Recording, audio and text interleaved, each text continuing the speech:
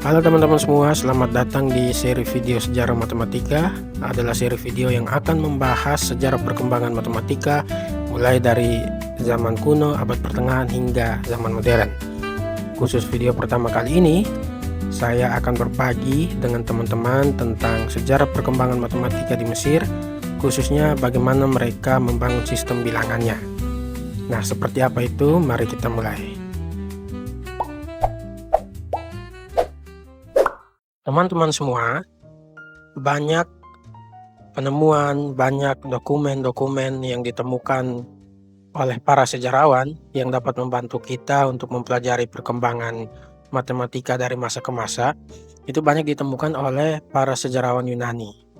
Dan di antara mereka yang paling terkenal itu namanya Herodotus. Jadi Herodotus ini salah satu sejarawan Yunani yang saking terkenalnya ia bahkan disebut sebagai bapaknya sejarawan. Ia lahir sekitar 485 sampai 430 sebelum Masehi. Karyanya yang terkenal itu adalah sebuah buku yang berjudul The History of Herodotus. Walaupun judulnya seperti itu, tapi ini bukanlah sebuah buku biografi, melainkan buku yang berisi kumpulan-kumpulan hasil pengamatan Herodotus terhadap kebudayaan, terhadap masyarakat yang ia temui ketika ia melakukan suatu perjalanan yang panjang. Jadi Herodotus ini lahirnya di Turki atau Halikarnassus waktu itu. Hanya saja ketika ia mengalami masalah politik, jadi ada sesuatu sehingga membuat dia harus lantas mengasingkan diri di Pulau Samos. Nah, dari Pulau Samos ini, dia kemudian mulai menulis kebudayaan, peradaban yang ia temui selama ia melakukan perjalanan yang panjang. Dari Samos, dia kemudian ke Athena, terus ke Ukraina, ke Kaukasus, ke Suriah, Irak, Babilonia, dan tidak lupa ia melewati Mesir. Dari delta Sungai Nil sampai Aswan, Mesir. Lalu ia menetap dan mengakhiri hidupnya di Turium, yaitu sekitaran Italia Selatan saat ini. Nah, ketika ia melewati berbagai tempat itu, ia merekam semua kebudayaan yang ada. Lalu ia mencatatnya. Makanya tidak heran bukunya The History of Herodotus itu menjadi sumber pembelajaran sampai saat ini ketika orang-orang mau mempelajari kebudayaan-kebudayaan pada masa lalu. Banyak sejarawan yang berpendapat bahwa Herodotus ini begitu terkesima dengan Mesir. Hal ini ditunjukkan dengan bagaimana ia menjelaskan Mesir itu lebih detail dan lebih panjang dibandingkan dengan tempat-tempat yang lain. Salah satu catatan dia yang paling banyak dikutip orang-orang adalah dia menyatakan bahwa Mesir itu adalah negeri yang terbentuk dari hasil pemberian sungai itu. Sungai itu yang dia maksud adalah Sungai Nil.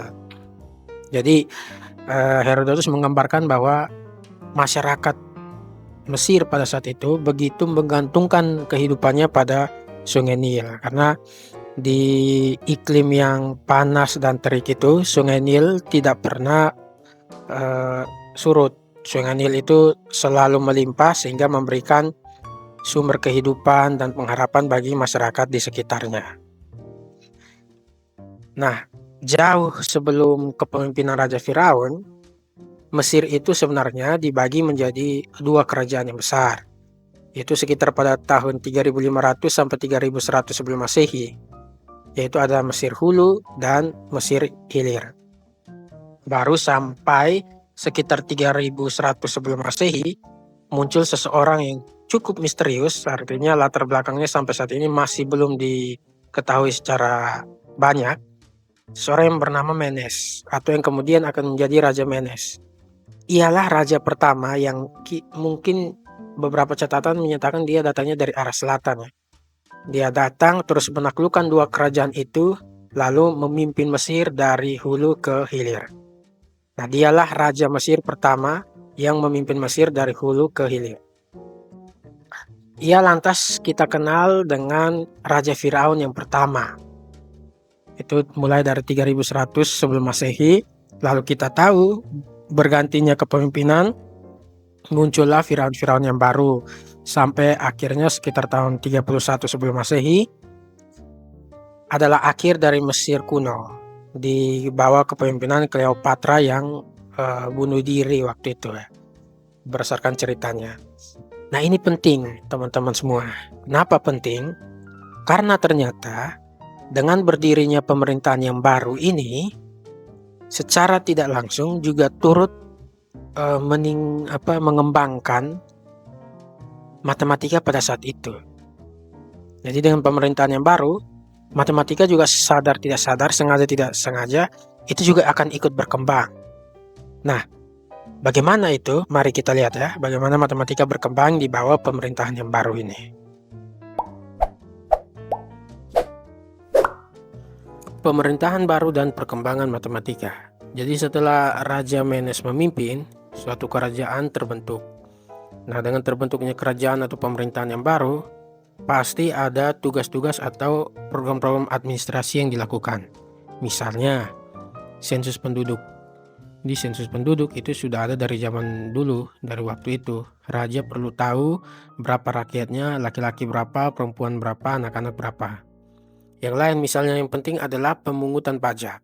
Jadi dengan adanya pemerintahan baru, itu juga dilakukan suatu pemungutan pajak bagi rakyat-rakyatnya. Selain itu, ada juga pendataan ternak misalnya sebagai suatu bentuk sumber daya bagi kerajaan atau pemerintah. Ada lagi tentang pertahanan dan keamanan, militer, pendataan prajurit, ada berapa banyak prajurit, ada yang sehat tuh berapa, yang sakit berapa, dan lain-lain. Yang lain lagi misalnya tentang keuangan negara, kemudian tabungan negara baik itu uang atau sumber makanan. Nah itu semua kenapa penting? Karena berkaitan dengan matematika. Agar dapat melakukan semua kegiatan administrasi ini dengan baik, maka mereka harus mempunyai sistem perhitungan yang baik, terutama jika bekerja dengan bilangan-bilangan yang besar. Seperti sensus penduduk itu kan bilangannya cukup besar, pajak dan lain-lain. Sehingga mereka harus mempunyai sistem perhitungan yang baik, lalu mereka harus mempunyai sistem operasi matematika yang baik. Nah inilah awal dari kita bisa lihat perkembangan matematika yang digunakan. Selain itu, Raja atau Firaun pada masa itu dianggap sebagai perantara antara dewa dan manusia. Bahkan kadang-kadang itu dianggap setara. Sehingga apapun yang dibangun untuk raja, monumen-monumen yang dibangun untuk raja itu biasanya bentuknya megah dan besar. Seperti kerajaan-kerajaan juga yang dibangun untuk raja. Nah, untuk membangun monumen atau kerajaan-kerajaan, nah itu yang saat ini kita kenal dengan geometri. Walaupun waktu itu mungkin namanya belum geometri, tapi mereka sudah bekerja dengan pengetahuan itu. Sehingga dari sini kita bisa lihat bahwa munculnya pemerintahan yang baru berimplikasi pada perkembangan matematika yang harus lebih modern. Di sini juga bisa kita lihat bahwa perkembangan matematika pada saat itu dipengaruhi besar oleh kebutuhan untuk menyelesaikan masalah sehari-hari. Walaupun nanti dalam beberapa bagian bisa kita temukan catatan-catatan yang menunjukkan bahwa mereka itu tidak hanya mengembangkan matematika untuk menyelesaikan masalah sehari-hari, tetapi juga untuk melatih cara berpikir para pemimpin-pemimpin kerajaan yang akan datang. Gitu. Nah, mulainya dari mana? Sebelum kita sampai ke sistem bilangan, mereka mengembangkan dulu yang namanya sistem penulisan. Atau bagaimana cara mereka menulis. Banyak sejarawan mengatakan bahwa peradaban yang maju itu bisa dilihat dari apakah mereka punya budaya untuk menulis atau tidak. Punya huruf sendiri atau tidak. Nah, Mesir pada saat itu sudah mempunyai sistem penulisan sendiri. Ada yang namanya juru tulis Mesir. Ini sebagai contoh Amenhotep, dia seorang pejabat tinggi dan juru tulis Mesir abad ke-15 sebelum Masehi. Siapa itu para juru tulis Mesir, mereka adalah pegawai kerajaan yang bertugas untuk melaksanakan kegiatan administrasi negara tadi itu, seperti sensus, pemungutan pajak, pencatatan sumber daya dan lain-lain. Sehingga mereka yang dipilih sebagai juru tulis itu haruslah mereka yang memiliki kemampuan untuk membaca, nulis dan berhitung. Pada saat itu belum banyak. Kalau kita sandingkan dengan zaman sekarang, juru tulis itu mungkin sama seperti pegawai negeri sipil ya pada saat ini, karena bekerja untuk negara. Tapi tidak hanya sebagai pegawai, para juru tulis ini juga berkewajiban untuk mengembangkan ilmu pengetahuan, karena mereka pada akhirnya mengembangkan sistem penulisan dan sistem bilangan sendiri yang memudahkan mereka untuk melaksanakan tugasnya, sehingga mereka selain sebagai pegawai juga bisa dianggap sebagai para peneliti atau akademisi. Nah, pada saat itu di Mesir, bagaimana orang-orang Mesir itu menulis? Ada dua sistem atau dua cara atau dua jenis huruf Mesir. Yang pertama itu huruf atau penulisan hieroglif. Ini salah satu contoh penulisan huruf hieroglif, penulisan hieroglif yang ditulis di gadah, tongkat gadahnya Raja Menes waktu ia pertama kali menyatukan dua kerajaan itu ketika ia memenangkan perang.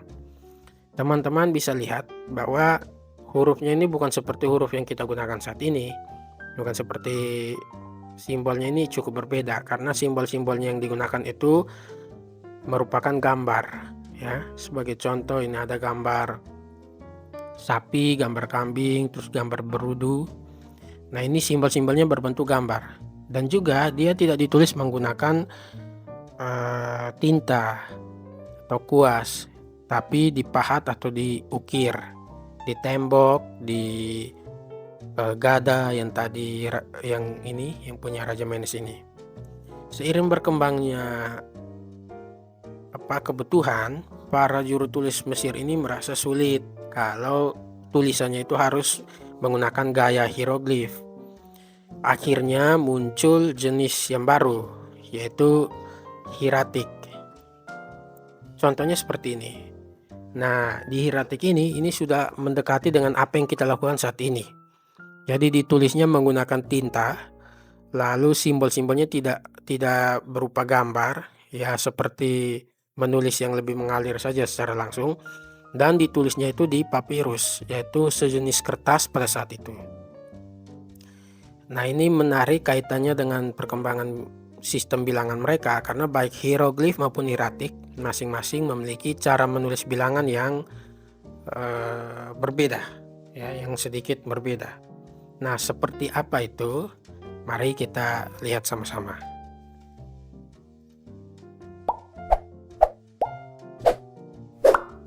Teman-teman semua, ini adalah bagaimana bangsa Mesir menulis bilangan menggunakan huruf hieroglif. Pada sistem bilangan hieroglif, bangsa Mesir sama seperti kita itu menggunakan bilangan basis 10. Simbolnya, beberapa simbolnya seperti ini. Misalnya bilangan 1 itu simbolnya satu garis seperti ini. Ini simbol ini merepresentasikan tongkat. Sehingga misalnya kalau bilangan 3, simbolnya seperti apa? Berarti ada 3 garis tongkat. Kalau 4 ada 4 garis tongkat. Bagaimana kalau 10? Kalau 10 itu bukan 10 garis tongkat, tapi dia sudah satu simbol yang baru, yang ini, yang disebut sebagai tapal kuda atau tumit. Kalau 20 berarti ada 2 simbol tumit ini. Kalau 100 bukan 10 simbol tumit, tapi sudah masuk ke satu simbol baru lagi, yaitu gulungan tali. Dan seterusnya. Kalau 1000 itu simbolnya seperti ini, bunga teratai. 10.000 itu seperti ini, jari telunjuk. 100.000 itu seperti ini, berudu atau kecebong. 1 juta itu seperti ini, orang yang tangannya terangkat. Lalu 10 juta itu seperti ini. Beberapa ahli menganggap ini representasi dari matahari, walaupun itu belum pasti. Nah, lalu bagaimana mereka menulisnya? Sebagai contoh, jika kita ingin menulis bilangan 142.136, mereka itu menggunakan sistem penjumlahan ya, atau komposisi-dekomposisi. 142.000 itu kan kita tahu terdiri dari 100.000 ditambah 40.000 ditambah 2.000 ditambah 100 ditambah 30 dan ditambah 6. Nah, tinggal masing-masing bilangan ini kita buatkan simbolnya. Untuk 100.000 simbolnya jelas berudu atau kecebong. Untuk 40.000 kita tidak ada simbol 40.000, tapi kita ada simbol 10.000. 10.000 itu kan jari telunjuk yang ini. Maka kalau 40.000 ya 4 jari telunjuk. Sama juga dengan 2.000. Kita tidak punya simbol 2.000, tapi kita punya simbol 1.000 yaitu bunga teratai. Kalau begitu 2.000 sama dengan 2 bunga teratai. Lalu 100 itu sama dengan gulungan tali. 30 itu sama dengan 3 simbol 10 yaitu tapal kuda. Lalu 6 terus 6 garis tongkat. Oke, ini adalah bagaimana mereka menulis 142.136. Selanjutnya penulisan mereka pada umumnya itu dari kanan ke kiri. Jadi yang paling besar, bilangan yang paling besar itu di kanan. Sedangkan satuannya, sekarang kita kenal satuan ya, bilangan yang paling kecil itu di kiri. Sehingga ini tinggal dibalik saja seperti ini. Maka simbol yang ini menyatakan bilangan 142.136. Nah, penulisan ini itu bisa kita lihat di catatan sejarah yang di awal tadi saya tunjukkan. Ini dia. Ini bukan sekedar gambar yang dibuat-buat, tetapi ini memang gambar yang ada, yang menceritakan bagaimana setelah Raja Firaun yang pertama berhasil menguasai Mesir dari hulu sampai hilir, ia lantas menuliskan kejadian itu di gada tongkatnya. Jadi gambar ini sebenarnya ada di gada tongkatnya. Dan gambar ini menceritakan hal-hal apa saja yang didapatkan Raja Firaun yang pertama itu ketika ia mengalahkan Mesir hulu dan Mesir hilir. Teman-teman lihat, ini gambar orang yang sedang duduk memegang apa ini? Ini adalah raja. Jadi ini raja. Lalu di bawah ada dayang-dayang. Yang ini menggambarkan orang yang melaporkan. Jadi orang yang melaporkan data apa yang mereka dapatkan. Yaitu yang pertama ada sapi, lalu ada kambing, lalu ada orang atau tawanan. Nah, di bawah ini menunjukkan jumlahnya. Misalnya sapi, ini gambar sapi, di bawahnya ada 4 kecebong. Ini karena kecebong itu simbol yang menyatakan 100.000, sapi dengan 4 kecebong menunjukkan bahwa mereka mendapatkan sapi 400.000 ekor. Jadi untuk sapi mereka mendapatkan 400.000 ekor. Jadi raja ya. Raja yang pertama itu mendapatkan 400.000 ekor setelah perang. Lalu ada kambing. Ada kambing, ini kambing. Ini menyatakan jumlahnya. Yang pertama ada orang nih. Orang itu tadi menyatakan apa? Kalau teman-teman lihat di sebelah sebentar. Nah, orang yang tangannya terangkat itu menyatakan 1 juta. Sehingga teman-teman lihat kambing itu ada berapa banyak? Ada 1 juta. Terus ada 4 kecubung berarti 400.000, 1.400.000. Lalu jari telunjuk ini, yang ini, 1 jari telunjuk ini kan menyatakan 10.000. Berarti kalau 2 jari telunjuk itu menyatakan 20.000. Lalu bunga teratai, 1 bunga teratai itu kan menyatakan 1.000. Kalau 2 bunga teratai berarti 2.000. Maka untuk kambing sebenarnya mereka raja mendapatkan 1.422.000 ekor. Jadi kambing ada 1.422.000 ekor. Lalu yang terakhir gambar orang dengan tangan terikat ke belakang, ini menyatakan tawanan. Ini menyatakan tawanan. Nah, tawanan ada berapa banyak? Ada satu gambar kecubung, yaitu berarti 100.000. Lalu ada dua gambar jari telunjuk, berarti menyatakan 20.000. Maka tawanan yang ditangkap ada sebanyak 120.000 orang. Jadi ini bukan sekedar gambar atau ukiran, tapi lewat gambar ini Raja Fir'aun yang pertama ingin menceritakan apa yang dia dapatkan setelah perang itu. Jadi tadi ada sapi, ada kambing, ada orang. Menariknya jumlahnya itu ditulis dalam bentuk hieroglif. Nah, itu adalah bagaimana cara bangsa Mesir menulis bilangan dengan huruf hieroglif. Tapi tidak hanya dengan hieroglif, kemudian mereka berkembang menggunakan huruf yang lain. Nah, seperti apa itu? Ini yang akan kita bahas pada bagian selanjutnya. Ayo kita bahas.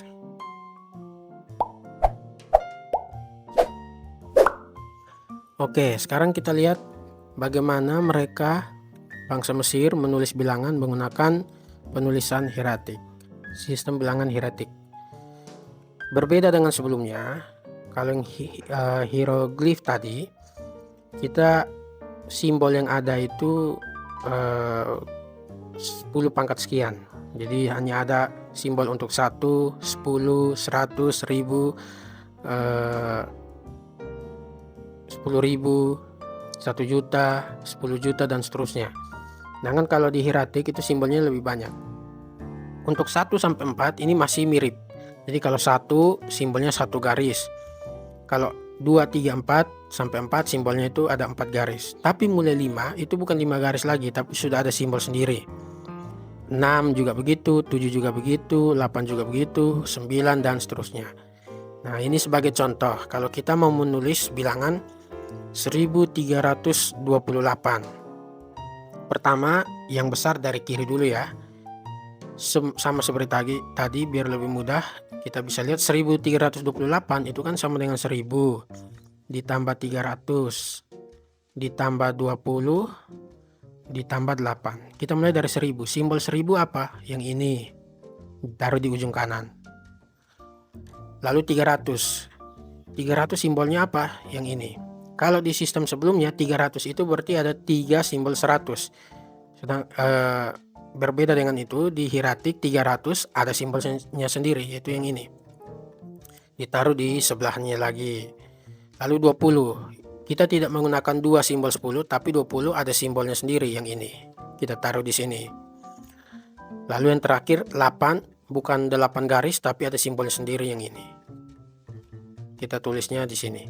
Sehingga simbol yang ini menyatakan bilangan 1328. Contoh yang lain misalnya kita mau menulis 27. Itu kan sama dengan 20 ditambah 7. Tinggal kita lihat simbol 20 itu apa? 20 itu yang ini. Lalu simbol 7 itu yang mana? Yang ini. Jadi ini sebenarnya menyatakan simbol 27 atau kebalikannya. Yang ini begini juga menyatakan simbol 27. Kadang-kadang memang dalam beberapa temuan tidak selamanya mereka menulis dari kanan ke kiri karena sistemnya yang merupakan penjumlahan. Jadi kalau urutannya berbeda, ketika dijumlahkan juga nilainya sama dengan 27. Oke, ini dalam video ini kita telah membahas bagaimana bangsa Mesir pada saat itu menulis bilangan, baik dengan hieroglif dan cara hieratik. Selanjutnya, mereka tidak hanya menulis bilangan, tapi yang penting adalah bagaimana mereka melakukan operasi dengan bilangan-bilangan tersebut, baik itu penjumlahan, pengurangan, perkalian, maupun pembagian. Pada video berikutnya, kita akan coba membahas bagaimana mereka menuliskan itu. Menggunakan operasi aritmatika pada masa itu. Oke, sekian dulu video untuk yang pertama ini. Kita bertemu lagi nanti di video selanjutnya. Oke, sampai jumpa. Terima kasih.